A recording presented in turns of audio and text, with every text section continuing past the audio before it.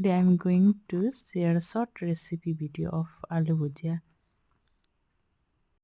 फर्स्टमा चाहिँ मैले आलु धोएर मजाले खुर्केर तासेर चाहिँ यसरी स्लाइस गर्दैछु। स्लाइस गरिसकेपछि कराई मजाले तताएर चाहिँ अन्त कराईमा तेल लगाएँ। तेल पनि मजाले खरिन्छ, अलिकति ज्यादै तेल लाउनु पर्ने हुन्छ, मजाले खरिने गरी पकाउनु पर्ने, खरेर पकाउनु पर्ने हुन्छ।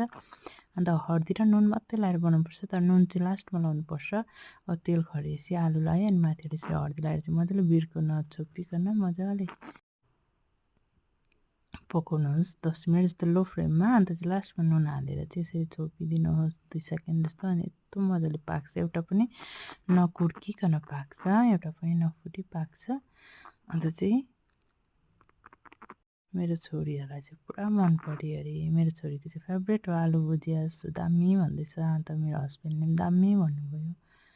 अन्त चाहिँ लास्टमा चाहिँ मेरो छोरीले चाहिँ ज्यादै मिठो भएर चाहिँ प्लेट चाटुन्जेल भयो। रिजल्ट अफ टेस्ट चाहिँ यति फन्नी भयो लास्टमा चाहिँ।